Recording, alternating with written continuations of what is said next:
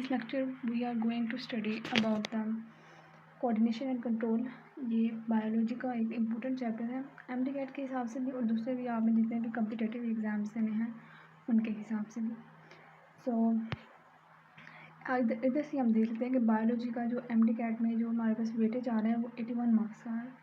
मतलब कि जितने भी सारे सब्जेक्ट्स हैं उन सब में जो सबसे ज़्यादा वेटेज है वो बायोलॉजी का है और 45% है। बाकी तमाम सब्जेक्ट्स हैं उनका वेटेज कम आ रहा है। नेक्स्ट है बायोलॉजी के जो हमने आज चैप्टर करना है वो है coordination and control, nervous and chemical coordination. Chemical coordination का इस दफ़ा कोई भी टॉपिक इंक्लूड नहीं है, मतलब कि हार्मोन्स के रिलेटेड कोई टॉपिक नहीं है। इसमें सिर्फ रिसेप्टर्स हैं, न्यूरॉन्स हैं और ब्रेन। रिसेप्टर्स में recognize the receptor as transducers, neurons में रिफ्लेक्स एक्शन के बारे में ज़्यादा न्यूरॉन के स्ट्रक्चर है, ब्रेन में सारा आ जाएगा उसके पार्ट्स और ये उसके सब पार्ट्स सब डिस्कस किया जाएगा और ये शॉर्ट पॉइंट्स में किया जाएगा ताकि आप लोग इसके मेन पॉइंट्स भी नोट डाउन कर लें और कम वक्त में हम ज़्यादा सिलेबस भी कवर किया जा सके। सो फर्स्ट ऑफ ऑल जिन टॉपिक्स में से ज़्यादा एमसीक्यूज आए हैं पिछले पास्ट पेपर्स में उनमें रिसेप्टर्स है, न्यूरॉन है, factors, nerve impulse, synapse, reflex action और ब्रेन है। नेक्स्ट देखते हैं हम जी। सबसे पहले हम करेंगे रिसेप्टर्स। अब रिसेप्टर होता क्या है? जी हाँ जी, तो रिसेप्टर होता है the component of the nervous system that detect the stimulus. Stimulus क्या है? Stimulus any change in the environment, any change in the environment detect by the component of the nervous system which is the receptor. So जो components basic component है nervous system के वो हमारे पास 3 है, receptor, neuron और effector. अब receptor की हमारे पास फर्दर टाइप्स आ जाती हैं। वो कौन कौन सी हैं? वो हमारे पास कीमो रिसेप्टर है, मैकेनो रिसेप्टर है, थर्मो रिसेप्टर है और फोटो रिसेप्टर और नोस रिसेप्टर। 5 टाइप्स से टोटल हमारे पास। कीमो रिसेप्टर क्या करता है? हमारे पास chemo receptor detects any chemical change, okay, और इट लिंक्स डायरेक्टली और इनडायरेक्टली विद हाइपोथैलेमस। जो कीमो रिसेप्टर है ना, इसने हार्मोन्स के ज़रिए हमारे पास जो केमिकल कोऑर्डिनेशन करनी है वो हार्मोन्स के ज़रिए करनी है। तो हार्मोन्स हमारे पास डायरेक्टली और इनडायरेक्टली फिर हाइपोथैलेमस के साथ ही रिलेटेड होते हैं। और ये जो है तमाम रिसेप्टर्स में से कीमो रिसेप्टर जो हमारे पास ये हमारे पास जो है वो लेस डिफ्रेंशिएटेड होता है, लेस डेवलप्ड होता है और यही रिसेप्टर है जो इसकी 1000 डिफरेंट टाइप्स हैं। और ये अब इसके प्रेजेंस भी आपको याद करनी चाहिए, लोकेशन भी याद करनी चाहिए कि जो कीमो रिसेप्टर है ये हमारे पास लोकेशन क्या है इसकी, ये नेज़ल एपिथेलियम में भी होता है, टंग में भी होता है, हाइपोथैलेमस में होता है और मेडुला में होता है। और इसका फंक्शन हम क्या लिखेंगे? Detection of smell, taste, blood, carbon dioxide, ये कार्बन डाइऑक्साइड है, अमाइनो एसिड्स, फैटी एसिड्स। और देखिए यहाँ पे भी नेक्स्ट मेंशन है कि ये हाइपोथैलेमस रिसेप्टर है। सो इसमें हम ऐड कर सकते हैं ये आयंस को भी डिटेक्ट करता है, ब्लड प्रेशर को भी डिटेक्ट करता है।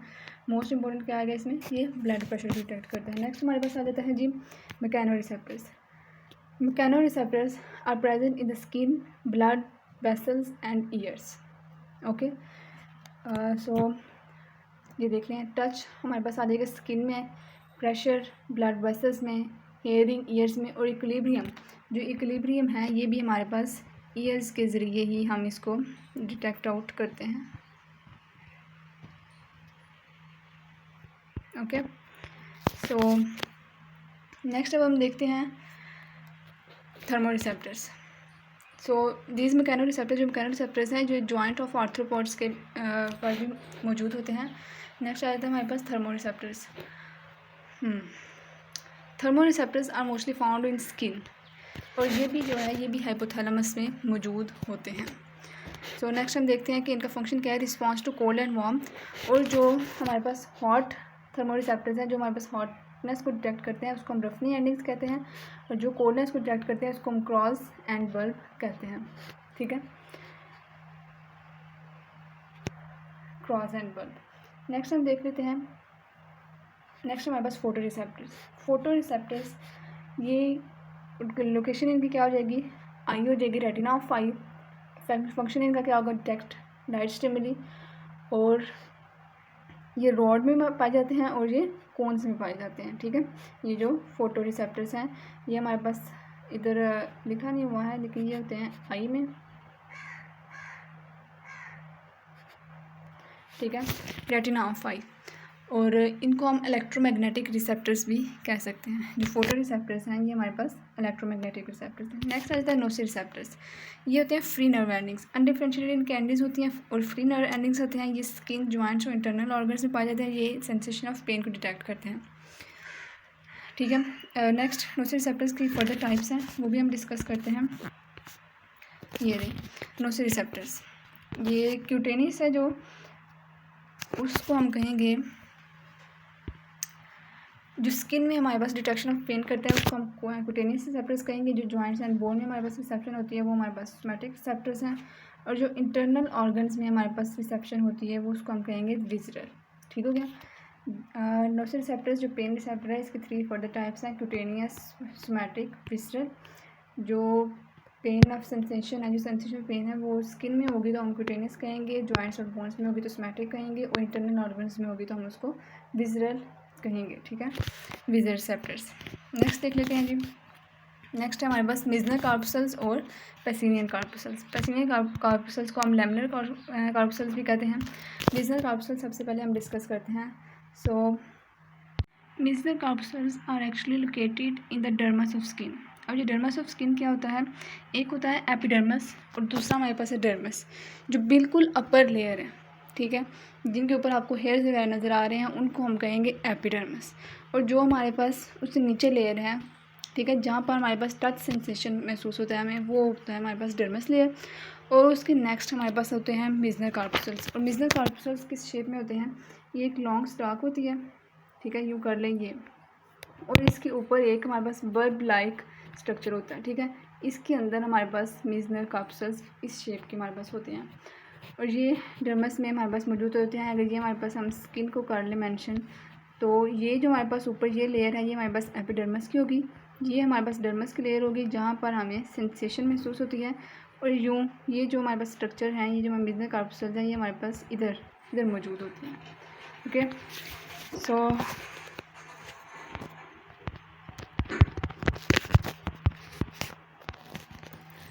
देखते हैं हम। लोकेशन होगी हमारे पास specially finger tips, lips, palms and soles, and its structure is small oval stacked like a pile of coins. Next है हमारे पास स्टिमुलस डिटेक्टेड। मिजनर कार्पसल्स का फंक्शन क्या होता है, ये हमारे पास लाइट को डिटेक्ट करते हैं, टच को डिटेक्ट करते हैं और टेक्सचर को भी डिटेक्ट करते हैं। फिर नेक्स्ट आ जाता है एडेप्टेशन। इसकी क्या है, rapidly adapting detects changes not constant pressure. ठीक हो गया, ये डीप प्रेशर को या फिर डीप टच को, डीप इन द बॉडी नहीं होते तो फिर ये डीप कोई भी अपना फंक्शन परफॉर्म नहीं करेंगे। नेक्स्ट हमारे पास आ जाता है Pacinian corpuscles. Pacinian corpuscles is also called as the lamellar corpuscles. It is located in the deep. ये देख लें लोकेशन, ये मेन जो डिफरेंस है वो मिजनर कार्पसल्स और पेसिनियन कार्पसल्स का यही है कि जो लोकेशन है पेसिनियन कार्पसल्स की वो डीप इन द स्किन होती है, जॉइंट्स में भी और ऑर्गन्स में भी। इसका स्ट्रक्चर क्या होता है, लार्ज अनियन लाइक लेयर्स होती हैं इसकी। और ये डिटेक्ट करता है डीप प्रेशर को, डीप वाइब्रेशन को और डीप स्ट्रेच को। और ये भी रैपिडली अडेप्टिंग ही होता है। इधर जो मेन पॉइंट आपने याद रखना है वो ये है कि इसको हम लैमेलर कार्पसल्स भी कहते हैं, किसको, पेसिनियन कार्पसल्स को। सो नेक्स्ट हम देखते हैं, नेक्स्ट इसमें क्या डिस्कस करने वाला है। ये डिफरेंस आ गया इन दोनों का जो हम कर सकते हैं। ये देख लें, जो मिजनर कार्पसल्स हैं लोकेशन क्या है, सुपरफिशियल स्किन, और ये डीप इन द जॉइंट्स। और स्टिमुलस इसका क्या है, लाइट टच और टेक्सचर है, इसका डीप प्रेशर और वाइब्रेशन है। नेक्स्ट शेप है। और जो पेसिनियन कार्पसल्स है वो वैसे भी लार्ज इन साइज़ होते हैं। ठीक हो गया, ये सारा था इन दोनों का मेन डिफरेंस। ओके, नेक्स्ट देखते हैं हम। हाँ जी, pain receptors are 27 times more than the cold receptors. यहाँ पे अब एक्सप्लेन हो रहा है कि जो पेन रिसेप्टर हैं वो हमारे पास 27 गुना ज़्यादा हैं कोल्ड रिसेप्टर से, और जो कोल्ड रिसेप्टर हैं वो 10 गुना ज़्यादा हैं हीट रिसेप्टर से। तो इसका मतलब अब देखिए क्वेश्चन आ जाता है यहाँ पे कि how many times pain receptors are more than the heat receptors. So फिर जो ये हमारे पास पेन रिसेप्टर्स हैं ये कितने गुना ज़्यादा होंगे हीट रिसेप्टर्स से। पेन रिसेप्टर और कोल्ड रिसेप्टर का हमारे पास डिफरेंस पता है, हमें कोल्ड रिसेप्टर और हीट रिसेप्टर का पता है। लेकिन अब हमने पेन रिसेप्टर और हीट रिसेप्टर का फाइंड आउट करना है।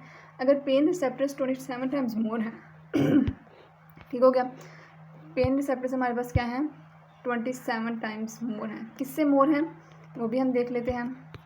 ये मोर है हमारे पास कोल्ड रिसेप्टर से, और जो कि क्या है 10 टाइम मोर है हीट रिसेप्टर से। सो हम इधर मेंशन कर लेते हैं 10 टाइम्स मोर हैं किससे, हीट रिसेप्टर से।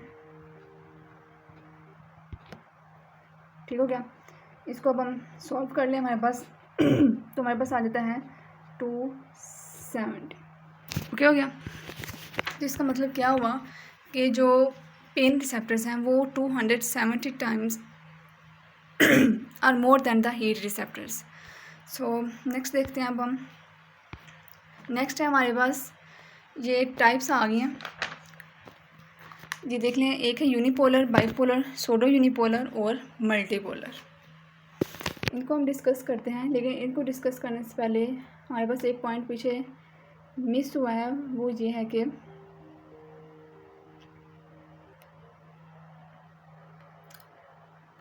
कीमोरिसेप्टर्स में एक पॉइंट हम लिख सकते हैं कि CO2 लेवल जो ग्लूकोज का है वो हम किससे डिटेक्ट करते हैं। उसके लिए जो रिसेप्टर्स हैं वो कहाँ पर होते हैं, तो वो हमारे पास होते हैं इधर। ये कीमोरिसेप्टर्स में CO2 को डिटेक्ट करने के लिए जो रिसेप्टर्स होते हैं वो कहाँ पर होते हैं, वो मेडुला में होते हैं। और ऑक्सीजन को डिटेक्ट करने के लिए जो रिसेप्टर्स होते हैं वो हमारे पास होते हैं कैरोटिड आर्टरीज में। और ग्लूकोज, अमाइनो एसिड और फैटी एसिड को हमारे पास डिटेक्ट करने के लिए जो रिसेप्टर्स हैं वो कहाँ पे हैं, वो हाइपोथैलेमस में हैं। सो नेक्स्ट देखते हैं अब हम कहाँ पर थे, हम इधर। Okay, now we are going to discuss about the types of neuron. Unipolar neurons, bipolar neurons, pseudo-unipolar neurons and multi-unipolar neurons. Unipolar neurons first of all. इसका स्ट्रक्चर को आप देखिए, ये हमें पता है, ये हमारे पास सेल बॉडी होती है, ये हमारे पास एक्सोन होता है एंड फर्दर आर डेंड्राइट्स। इधर से हम देख रहे हैं कि सेल बॉडी से जब हमारे पास सिर्फ एक ही प्रोसेस ऑरिजिनेट हो रहा है तो हम उसको यूनिपोलर कहेंगे। जब सेल बॉडी से हमारे पास एक ही प्रोसेस ऑरिजिनेट होगा तो हम उसको क्या कहेंगे, यूनिपोलर। लेकिन जो सोडो यूनिपोलर क्या है, सोडो यूनिपोलर हमारे पास क्या है कि हमारे पास ये सेल बॉडी है, सेल बॉडी से एक प्रोसेस हमारे पास ऑरिजिनेट हो रहा है, लेकिन वो अगेन हमारे पास दो प्रोसेसेस में डिवाइड हो रहा है, तो हम उसको सोडो यूनिपोलर कहेंगे। जब एक सेल बॉडी से एक टाइम पे तो हमारे पास देखेंगे हम एक ही हमारे पास प्रोसेस इवॉल्व होगा, लेकिन वो फर्दर हमारे पास डिवाइड होगा तो हम उसको कहेंगे सोडो यूनिपोलर। बाइपोलर में बस क्या डिफरेंस है कि ये हमारे पास क्या है, सेल बॉडी है, इससे भी दो प्रोसेस इवॉल्व हो रहे हैं, दो प्रोसेस ऑरिजिनेट हो रहे हैं, लेकिन एक हमारे पास डेंड्राइट होगा और एक हमारे पास एक्सोन होगा। ठीक है, एक हमारे पास क्या होगा, डेंड्राइट होगा और दूसरा हमारे पास क्या होगा, एक्सोन। लेकिन यहाँ पर जो दो हमारे पास नज़र आ रहे हैं हमें प्रोसेसेस, ये सेम प्रोसेसेस हैं, इनको हम डिफ्रेंशिएट नहीं कर सकते। मल्टी पोलर हमारे पास क्या है कि हमारे पास एक सेल बॉडी से हमारे पास कई डेंड्राइट्स ऑरिजिनेट हो रहे हैं, कई एक्सोन ऑरिजिनेट हो रहे हैं, मतलब कि एक्सोन भी ऑरिजिनेट हो रहा है, डेंड्राइट पे एक्सोन ऑरिजिनेट हो रहा है, और जो डेंड्राइट है वो डिफरेंट नंबर में ऑरिजिनेट हो रहा है, तो हम उसको मल्टीपोलर कहेंगे। ठीक हो गया, ये था हमारे पास neurons, types of neurons. Next देखते हैं, नेक्स्ट हमने क्या डिस्कस करना है। नेक्स्ट हमारे पास कोऑर्डिनेशन एंड कंट्रोल का टाइप है affectors. What are affectors? Affectors which show the response. अब रिसेप्टर्स क्या था, इन्होंने डिटेक्ट करना था चेंज, ठीक है, डिटेक्ट हो गया, चेंज डिटेक्ट हो गया। नेक्स्ट हमारे पास प्रोसेस किधर जाना है, नेक्स्ट हमारे पास प्रोसेस जाना है हमारे पास अफेक्टर्स के पास, जिन्होंने उस चेंज का रिस्पॉन्स करना है। और ये क्या होता है, ये फैक्टर्स हमारे पास किस टाइप के हो सकते हैं, ये फैक्टर्स होते हैं हमारे पास मसल्स की मदद से भी हमारे पास जो रिस्पॉन्स है वो शो हो सकता है। इसके बाद ग्लैंड्स की मदद से भी रिस्पॉन्स जो है शो हो सकता है। मसल्स कैसे करेंगे रिस्पॉन्स शो, वो कंट्रैक्शन करेंगे या फिर वो रिलैक्सेशन करेंगे तो हमारे पास उनका रिस्पॉन्स शो हो जाएगा। ग्लैंड्स का रिस्पॉन्स कैसे शो होगा, वो यहाँ पर सेक्रेशन करेंगे या फिर वो ओरल कैविटी सैलिवेशन के ज़रिए उनका रिस्पॉन्स शो हो जाएगा।